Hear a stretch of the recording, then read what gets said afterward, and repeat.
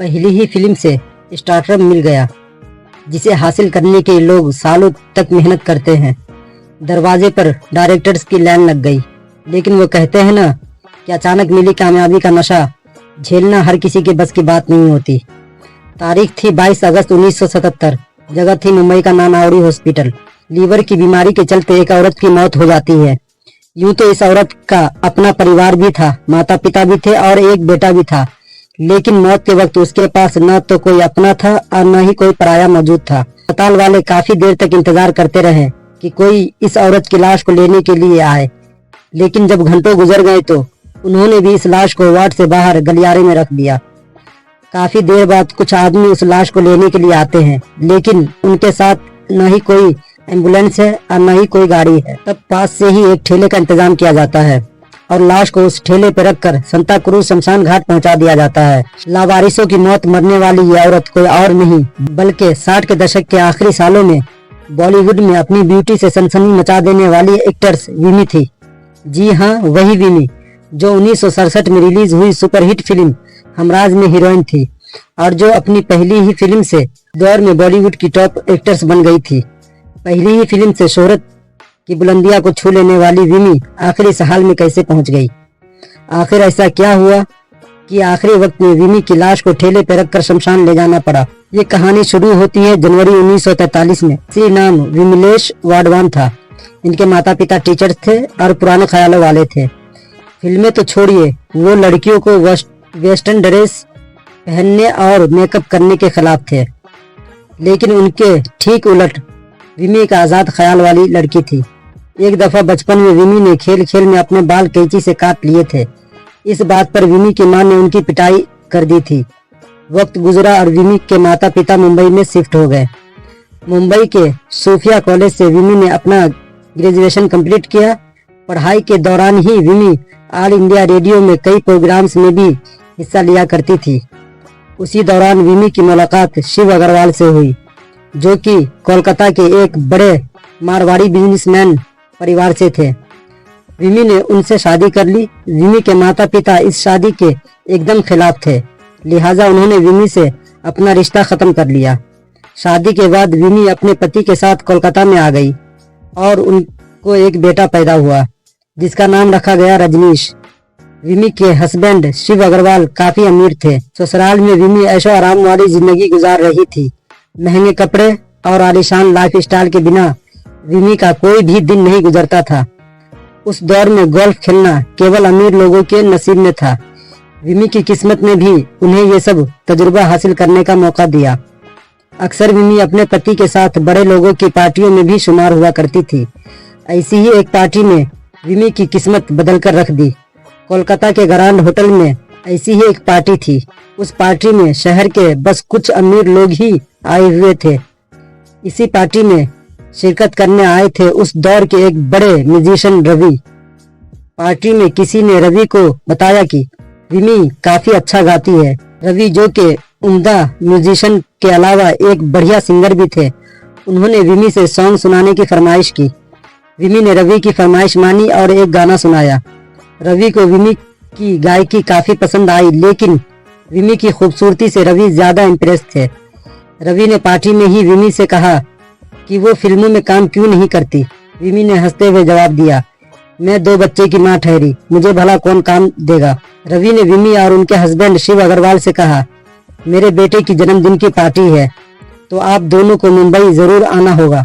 शिव अग्रवाल ने रवि का वो न्योता कबूल कर लिया और कुछ ही दिनों बाद विमी और शिव अग्रवाल मुंबई पहुंच गए। रवि ने अपने बेटे के बर्थडे की एक छोटी सी पार्टी रखी और इस पार्टी में बॉलीवुड के कुछ ही लोग शुमार हुए। इस पार्टी का केवल एक ही मकसद था, विमी को बी.आर. चोपड़ा से मिलाना, जो कि उस पार्टी में शुमार होने वाले थे। और उन्हीं दिनों वो अपनी नई फिल्म हमराज के लिए एक नई हीरोइन की तलाश में भी थे। दरअसल हमराज फिल्म में हीरोइन को फिल्म के बीच में ही मर जाना था, लेकिन उस दौर की सभी बड़ी हीरोइन जैसे नंदा, माला सिन्हा और आशा पारख ने ये फिल्म करने से साफ इनकार कर दिया था। इसलिए बी.आर. चोपड़ा हमराज के लिए किसी नए चेहरे की तलाश में थे। पार्टी में रवि ने विमी और उनके हस्बैंड शिव अग्रवाल को बी.आर. चोपड़ा से मिलवाया, लेकिन बी.आर. चोपड़ा ने विमी या उनके पति से फिल्म के बारे में कोई भी बात नहीं की। पार्टी खत्म हुई और बी आर चोपड़ा चले गए। विमी और उनके हस्बैंड को लगा कि शायद बी आर चोपड़ा को विमी को फिल्म में लेने में कोई दिलचस्पी नहीं है। अगले दिन जब रवि बी आर चोपड़ा से मिलने उनके ऑफिस पहुंचे तो उन्होंने खुद ही विमी का जिक्र रवि से किया और विमी को अपनी फिल्म हमराज में लेने की बात। रवि ने विमी और उनके हस्बैंड शिव अग्रवाल को बताया कि बी आर चोपड़ा विमी को अपनी फिल्म में लेना चाहते हैं।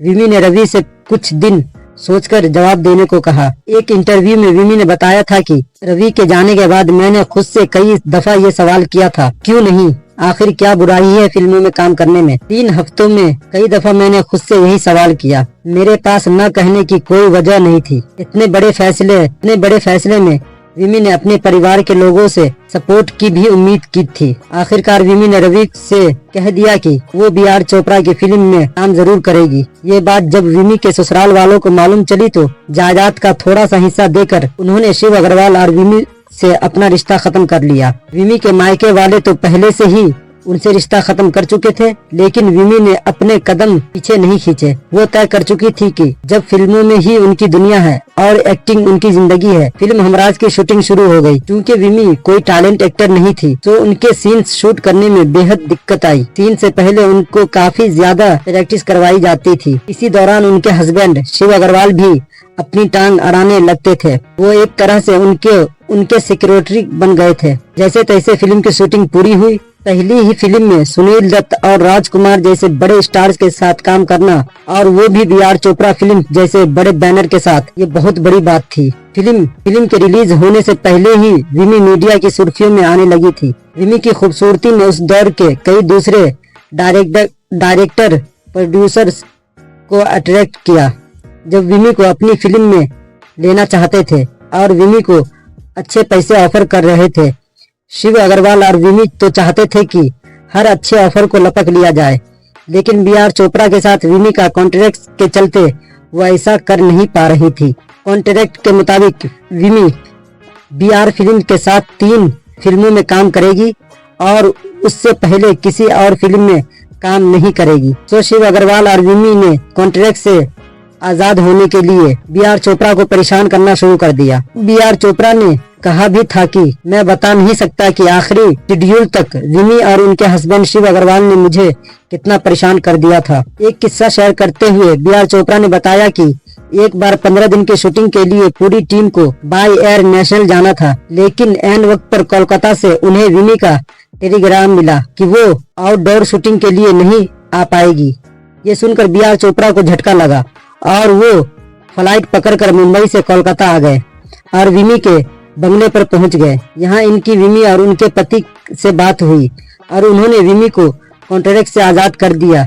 बी आर चोपड़ा ने यह भी बताया कि इसके बाद तो नेशनल वाला शेड्यूल बिना किसी परेशानी के कंप्लीट हो गया और बाकी की शूटिंग भी आराम से पूरी हो गई। 1967 में हमराज रिलीज हो गई और इसने बॉक्स ऑफिस पर कामयाबी की एक नई रिकॉर्ड बना दिया। पहली ही फिल्म से विमी को वो स्टार्टअप मिल गया जिसे हासिल करने के लिए लोग सालों तक मेहनत करते हैं।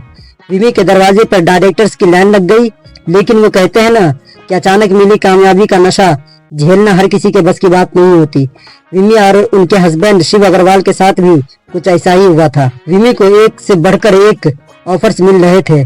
उनके पास हर दिन कितने ही प्रोड्यूसर आते और उनसे रिक्वेस्ट करते कि हमारी फिल्म में काम करें। इस सब से विमी के पैर जमीन से इतने ऊपर उठ गए कि उन्होंने एक फिल्म के बाद ही अपनी फीस 50,000 से बढ़ाकर सीधे 3 लाख रुपए कर दी, जबकि उस दौर की दूसरी अभिनेत्रियों की फीस भी इतनी ही हुआ करती थी, जो कि सालों की मेहनत के बाद उन्हें मिल रही थी। हमराज की कामयाबी से मिली शोहरत का नशा विमी और उनके हस्बैंड पर अच्छा खासा चढ़ गया था। अगले साल यानी 1968 में फिल्म फेयर मैगजीन के कवर पर भी विमी की तस्वीर छपी थी। कई दूसरी फिल्म मैगजीन्स में भी कवर पर विमी की तस्वीर थी। विमी की शोहरत से इम्प्रेस होकर उस दौर के एक और बड़े स्टार शशि कपूर भी उनके साथ काम करना चाहते थे, लेकिन विमी ऐसा नहीं चाहती थी। विमी की ख्वाहिश थी कि वो राजकुमार, राजेंद्र कुमार और सुनील दत्त जैसे सितारों के साथ ही काम करे। हमराज के रिलीज होने के 1 साल बाद विमी की दूसरी फिल्म रिलीज हुई, जिसका नाम था आबरू। इस फिल्म में विमी के हीरो थे